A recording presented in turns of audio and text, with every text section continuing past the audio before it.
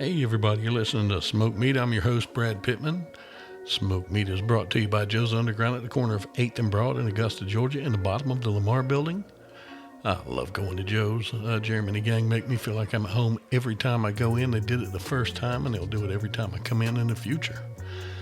I just love the place. You go in there, you meet new friends, you hang out with old ones, you have a drink, you have a snack, you just have a good time, live entertainment, and just great people. So go on down to Joe's Underground at the corner of 8th and Broad in Augusta, Georgia, in the bottom of the Lamar building. Remember, I goes to Joe's, and so should you. Another sponsor we've got now is the 4 Points Trading Company. I'm not a big candle guy, but as soon as I found their candles, I turned into one. Right now, I've got 3 of them burning in my studio. I've got firewood, I've got gasoline, and motor oil. And that sounds like a weird combination, but my studio smells like, if you close your eyes, it smells like you're sitting in front of your buddy's shop in a fire pit. It's just great. They've got wonderful handmade soy candles, all kind of different scents. They take you back. You're just going to love them. So go to 4pointstradingco.com, enter the promo code smoked meat, and you'll get 10% off. That'll let them know I sent you. And another great sponsor we have is WW Restaurant Equipment in Thompson, Georgia. Go see Mr. Blake Harris, and I've known Blake for 40 years, one of my best friends in the world. I could call him right now, and he'd do anything for me, and I'd do the same. Right now, it's hunting season. Everybody's out there getting the big one, and you don't want to have to go pay and get somebody else to process your deer. You don't know that you're getting all your meat back and what's happening. You can go to Blake. He's got the things that you need to process your deer. He's got cubers. He's got grinders. You name it, he's got it. He's got ice machines for your hunting club, so you don't have to buy ice. He can handle anything you want. He's got turkey fryers. We got Thanksgiving coming up, all different sizes, complete packages, great prices, great quality. He can do anything you need to with a restaurant, from just selling you a fork to selling you everything to go in it. So that's WW Restaurant Equipment at 1894 Moose Club Road at the corner of Gordon Highway and Moose Club Road. Give them a call at 706-595-9511. My guest today is one and only KO, the queen of the paranormal. That's right, I've got her again. We had a great time last time we talked. I just recently posted our last interview just to kind of get everybody ready for Halloween. And we sat down and we just had a great time this time, just having a ball. Go on ahead and give her a good listen. And we're just going to have fun with this today. So we're going to go on and get this beast kicked off here on Smoked Meat. Happy Halloween. Okay, how are you, my dear, on this nice Halloween week? I'm doing absolutely great. Got a lot of spooktacular things going on, and I love Halloween. Oh, yeah. Halloween is my favorite holiday. I love it. It's just my time of year. It's nice and cool. Get to scare people. Mm-hmm. Yes. Have you got any huge plans for Halloween? Yes, I'm going trick-or-treating with my grandson. That's my plans for Halloween. All of the conventions are closed, and he's of an age now that it would be nice to go out with him because he understands what's going on, and we're doing a homemade costume. In fact, all my kids, I made all of their costumes. I never went to the store to buy them. I did, face painting before it was chic, and I made everything from scratch. And we're doing the same thing for my grandson, and he loves it. In fact, when he was younger, he just turned 6, but when he was younger, he was wearing the costumes that I had originally made for my other 2 sons. So it was fantastic. So that's what I am doing on Halloween, and also fielding calls. But before Halloween, I'm doing a lot of these pre-recorded, podcasts and radio interviews, so they can play them here and there. Mm-hmm. And it's just fun to be able to connect with people and just celebrate Halloween and just have like some fun stories and stuff. It is. I love it because, both my girls are big enough now. They don't trick or treat anymore. One's 20, actually turned 20 just a little bit ago. Yeah.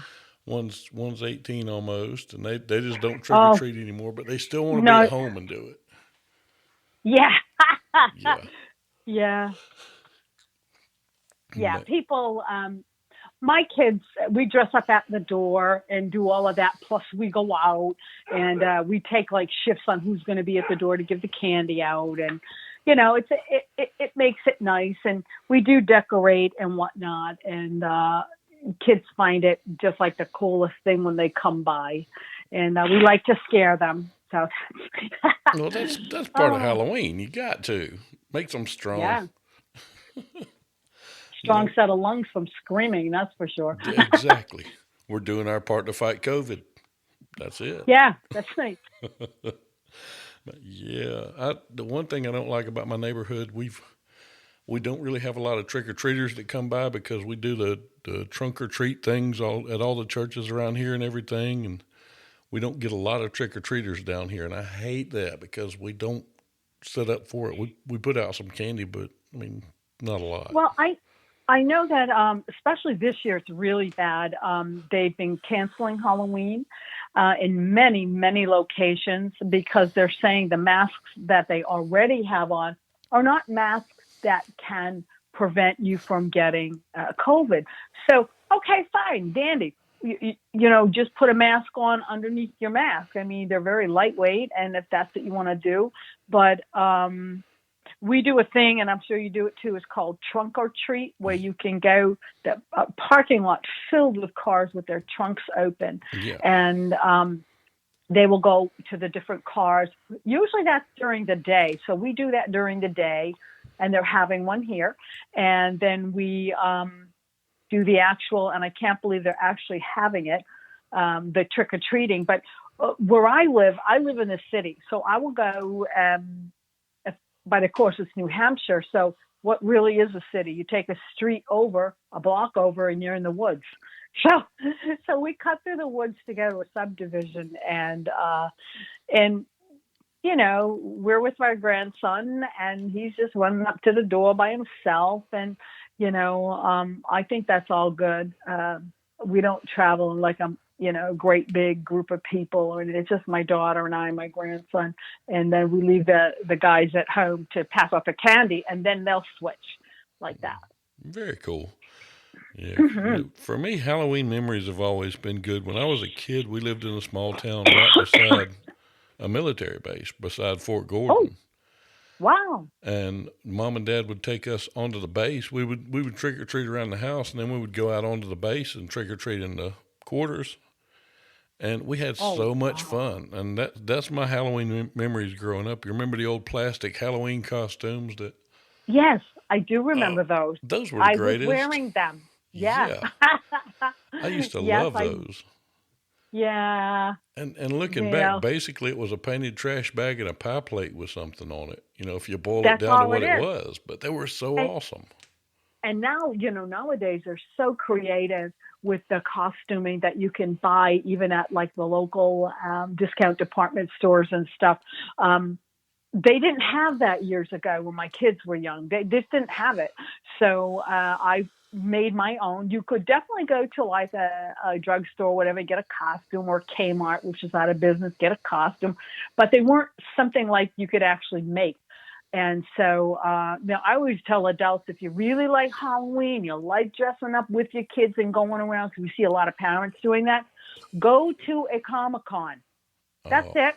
Everybody dresses up in a costume of sorts, whether it's a superhero costume or something from medieval days, and Comic-Cons are places where you can relive your youth and also get a glimpse at really hot pop stars of the future. It's a fantastic place to be. And it always reminds me of Halloween when I'm at a Comic-Con. Yeah, we've got two of those that come over here. We've got Comic-Con here in Atlanta, and we've also got the Walker Stalker Convention.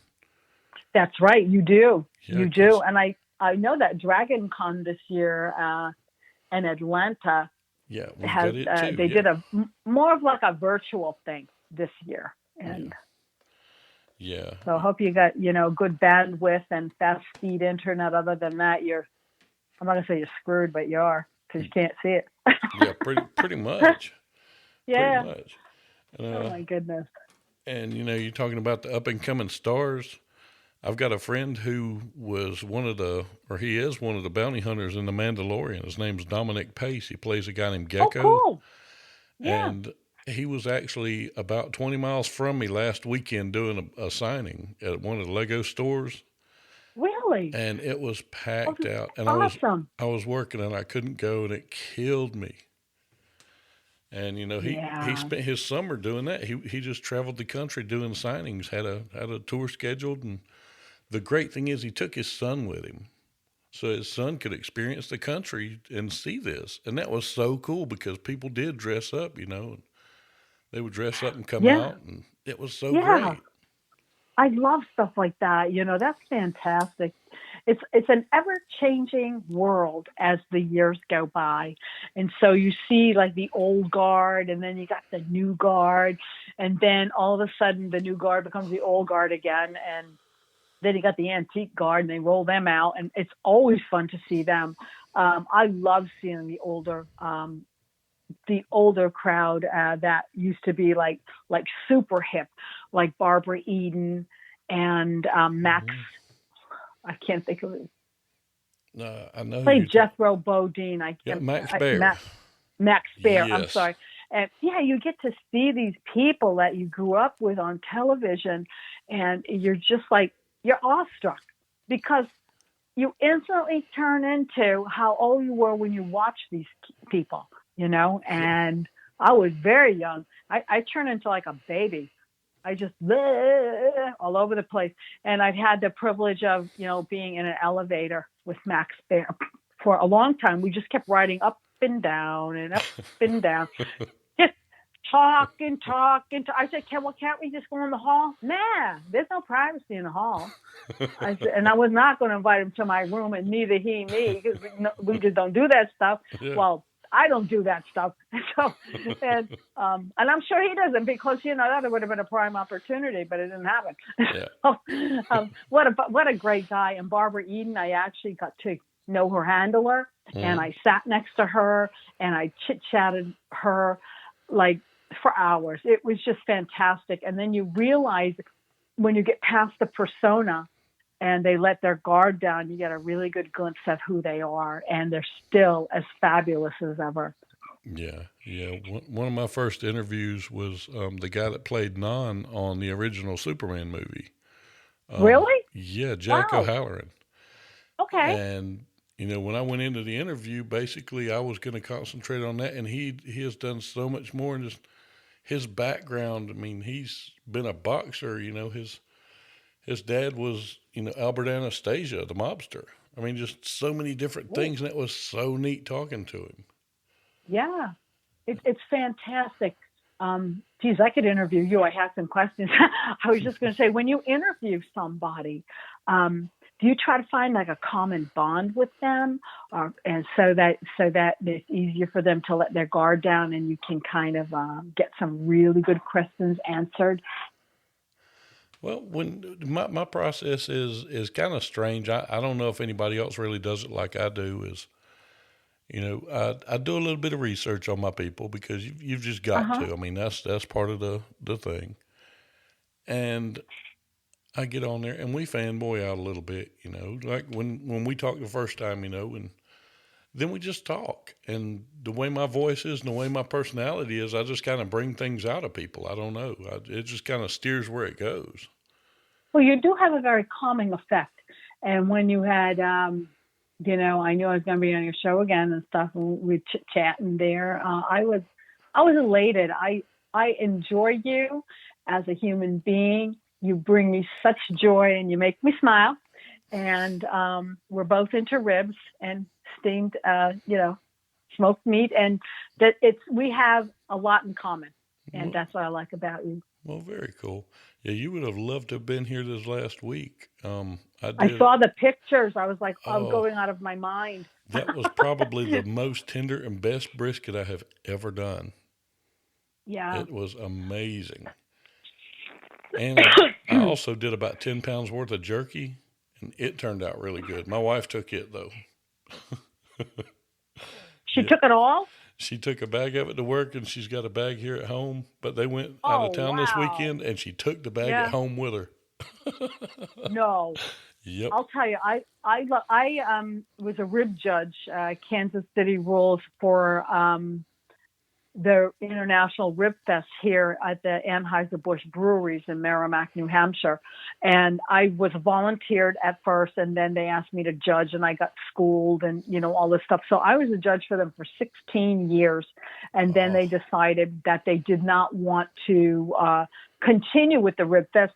They wanted to do something else, like a golf tournament for the money, because it was getting very expensive. All the fees from the town, the police wanted more money. Everybody wanted money. And we were raising money and working for nothing for these 3 days in a row, never mind the weeks and the year, before it to yeah. get ready for these things for absolutely nothing. And so as a group, they decided, which is the Rotary west of Nashua, New Hampshire, that they wanted to just maybe do something else.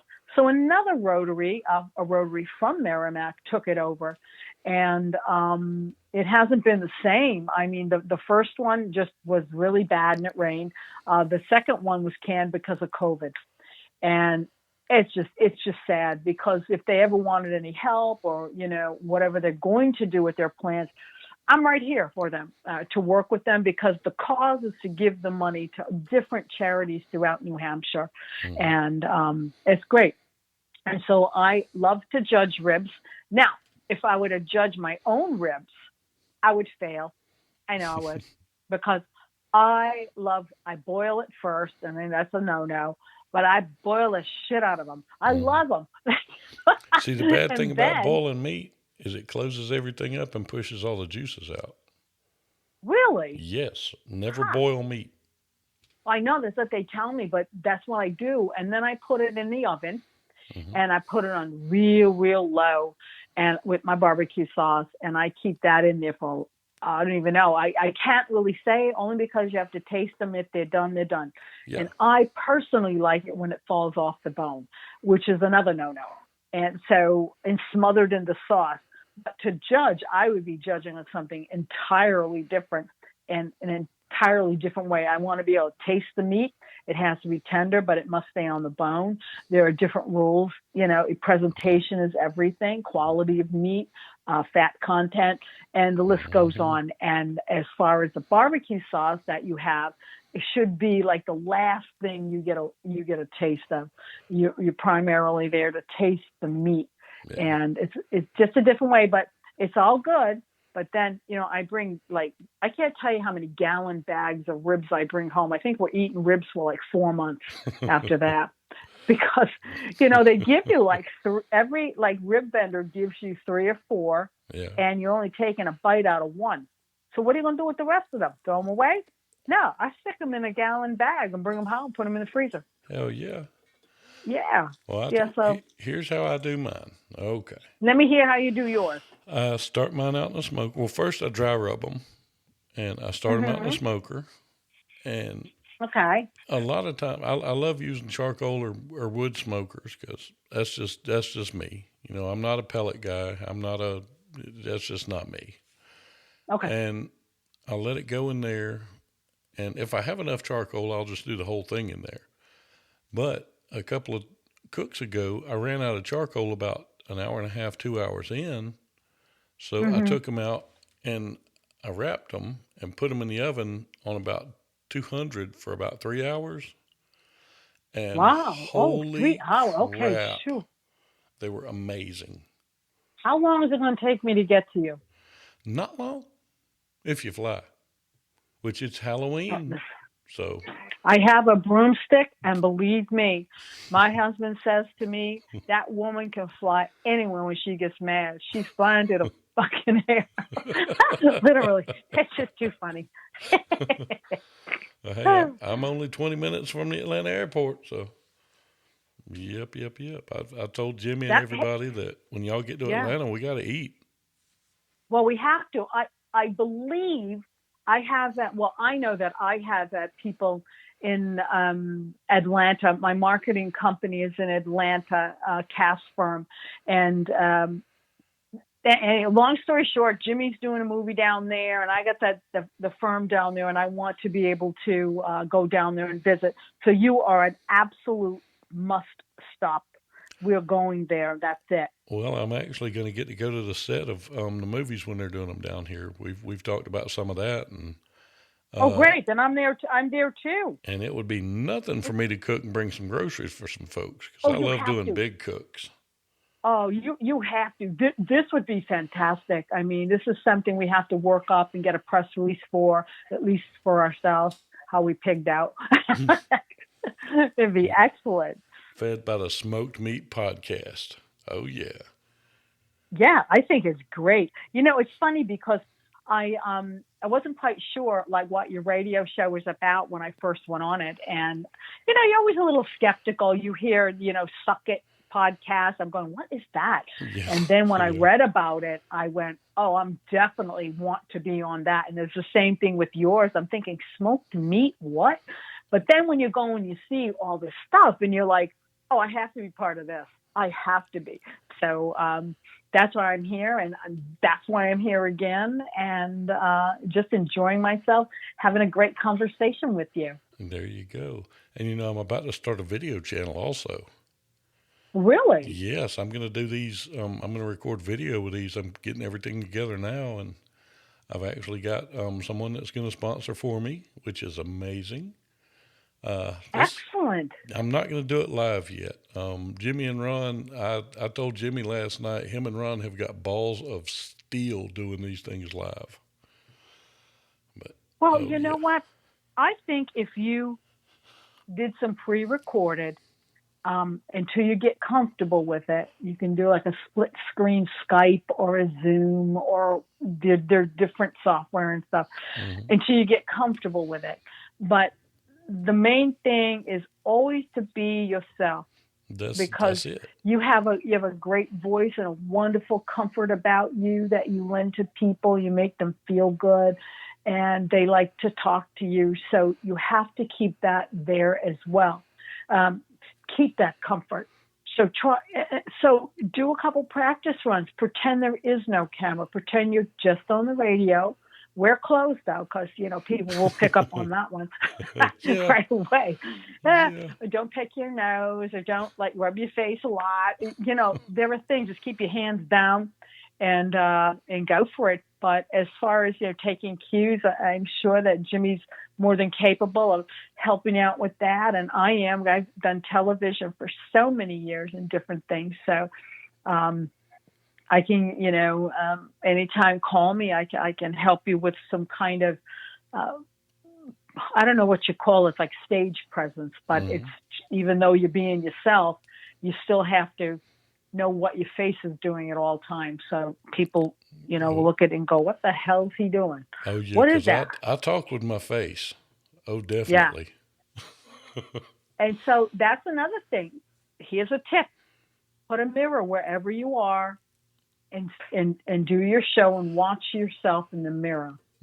And that's a lot. That is so much training. You don't even have to be taught anything. You're going to teach it to yourself. You're going to go, I'm not doing that anymore.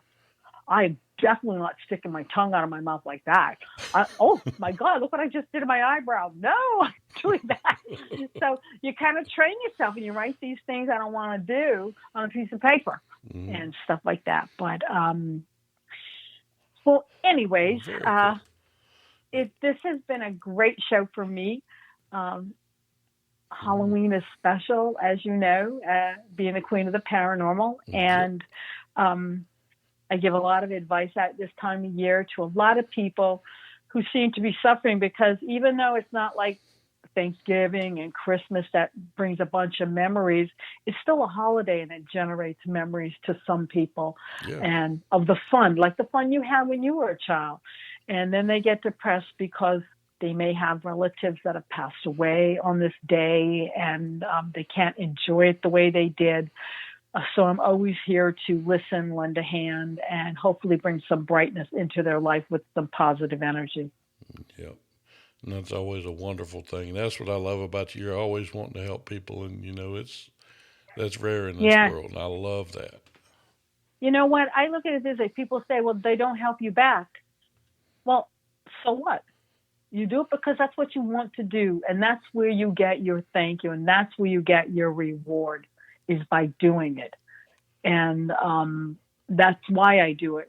I know people like, oh, I helped this one stabbed me in the back.